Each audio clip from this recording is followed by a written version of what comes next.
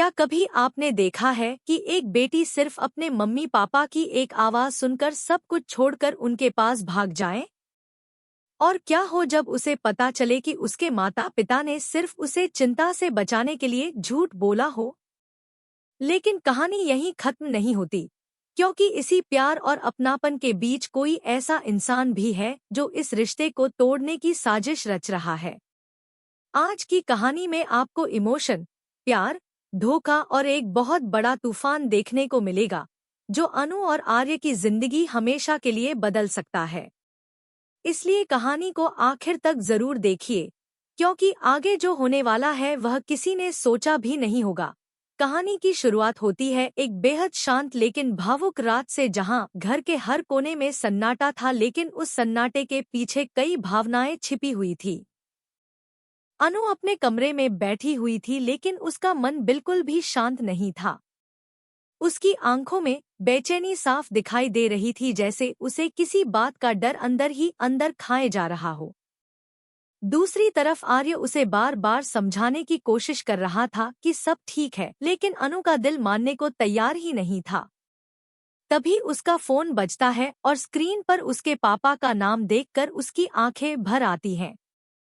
वह तुरंत फोन उठाती है और जैसे ही अपने पापा की आवाज सुनती है, उसकी रुलाई छूट जाती है। उसके पापा घबरा जाते हैं और तुरंत पूछते हैं कि क्या हुआ बेटा, तू रो क्यों रही है, सब ठीक तो है ना? अनु खुद को संभालने की कोशिश करती है, लेकिन उसकी आवाज कांप रही होती है। तभी वह सबसे पहले यही पूछती है कि आपने खाना खाया या नहीं। उधर उसके पापा मुस्कुराते हुए कहते हैं कि हाँ बेटा, हमने खाना खा लिया, तुम चिंता मत करो। लेकिन एक पिता अपनी बेटी से झूठ बोल सकता है, पर उसकी बेटी उसके दिल की हालत तुरंत समझ जाती है। अनु को तुरंत एहसास हो जाता है कि उसके मम्मी पापा ने खाना नहीं खाया है। वह फोन रखते ही आर्य की तरफ देखती है और उसकी आंखों से आंसू रुकने का नाम नहीं लेते। वह कहती है कि मेरे मम्मी पापा को मेरे बिना खाना खाने की आदत ही नहीं है। मुझे पता है उन्होंने अभी तक खाना नहीं खाया होगा। प्लीज मुझे उनके पास ले चलो। आर्य उसकी हालत देखकर एक पल भी नहीं सोचता और तुरंत तैयार हो जाता है। उसके चेहरे पर भी चिंता साफ नजर आ रही थी, क्योंकि वह जानता था कि परिवार का प्यार कितना गहरा होता है। रात का समय था, लेकिन दोनों बिना देर किए निकल पड़ते हैं।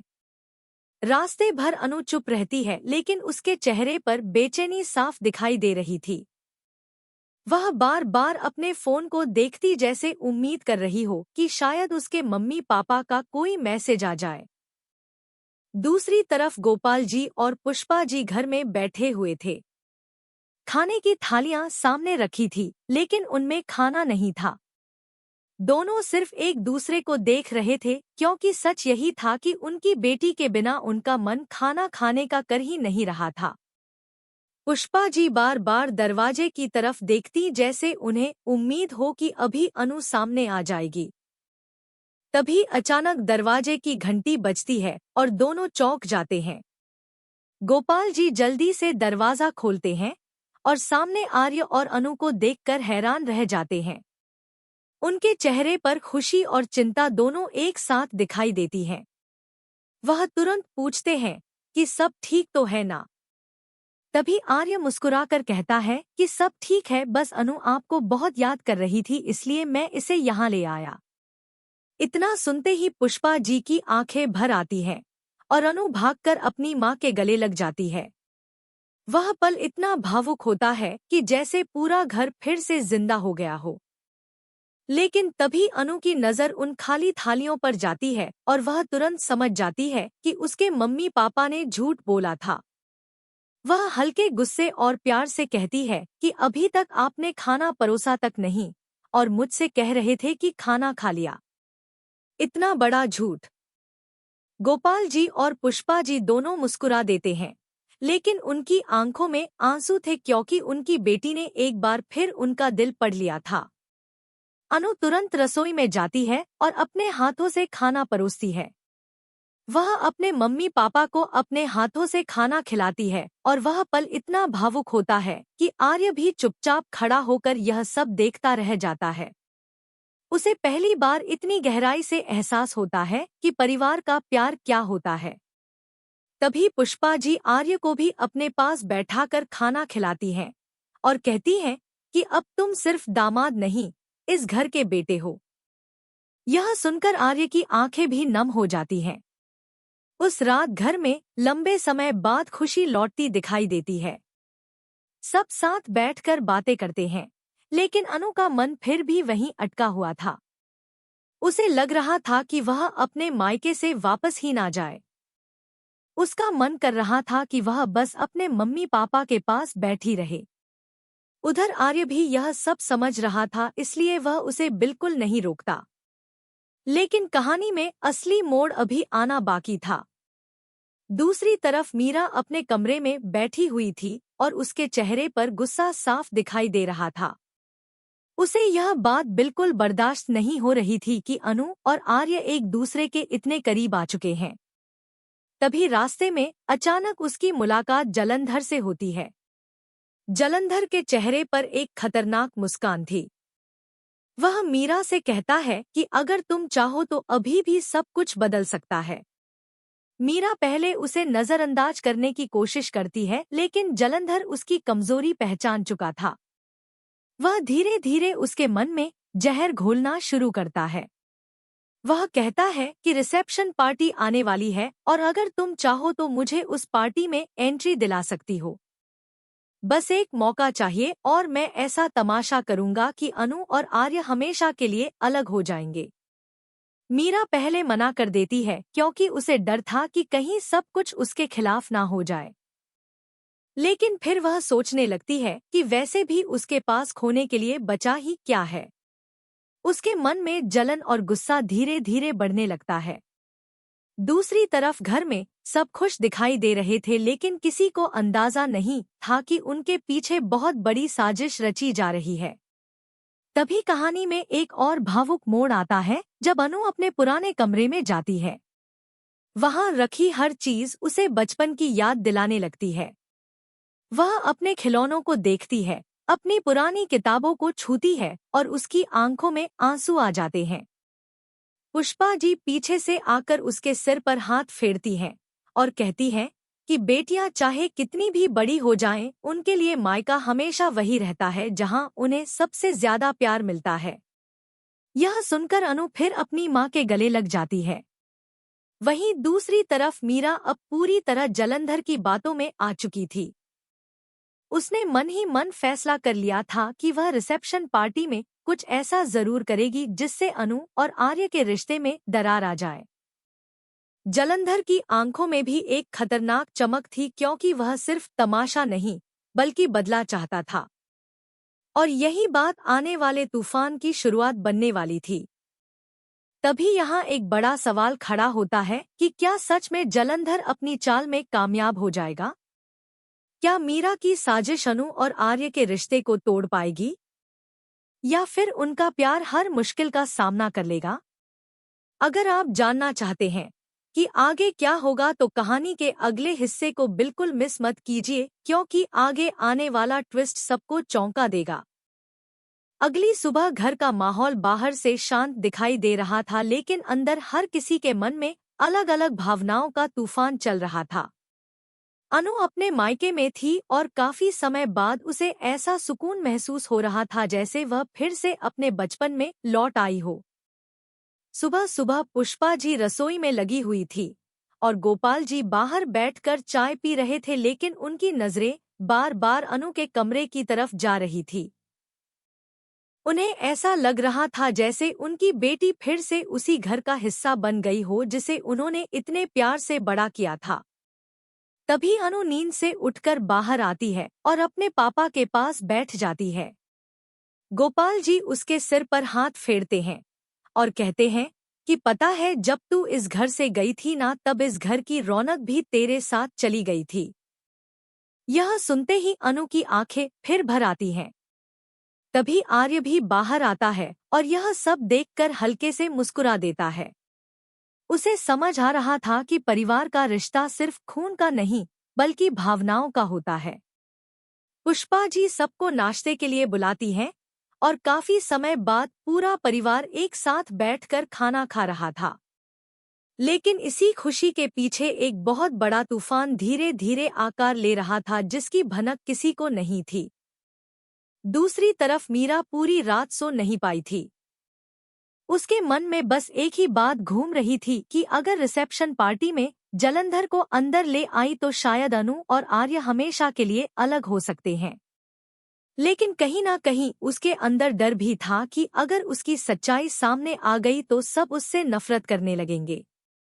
तभी जलंधर का फोन आता है और उसकी आवाज में वही खतरनाक आत्मविश्वास होता है। वह कहता है कि सोच लिया ना तुमने, क्योंकि यह मौका दोबारा नहीं मिलेगा। मीरा कुछ देर चुप रहती है और फिर धीरे से कहती है कि मैं तुम्हें पार्टी में ले आऊंगी, लेकिन उसके बाद जो होगा उसकी जिम्मेदारी मेरी नहीं होगी। यह सुनते ही जलंधर के चेहरे पर एक खतरनाक मुस्कान आ जाती है। वह कहता है, बस मुझे अंदर पहुंचा दो, फिर तमाशा मैं ऐसा करूंगा कि सब जिंदगी भर याद रखेंगे। उधर घर में अनु अब वापस जाने का नाम ही नहीं ले रही थी।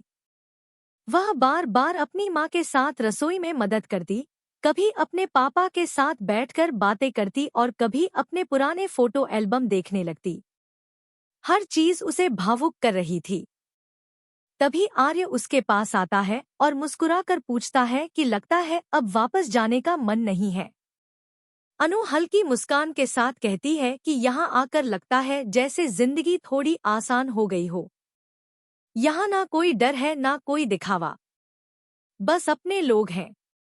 आर्य उसकी बात सुनकर चुप हो जाता है, क्योंकि वह जानता था कि शादी के बाद एक लड़की की जिंदगी कितनी बदल जाती है।